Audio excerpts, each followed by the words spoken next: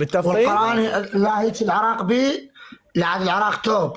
شوف شوف بقى كل شيء بالعراق والله. هشام دقيقة هايدي. هشام انت هسه حاليا بداية حياة جديدة، يعني هي سلمت روحها إلك.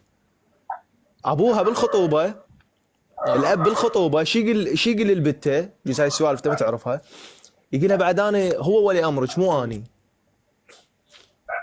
قاعد تفهمني؟ صحيح فعلا.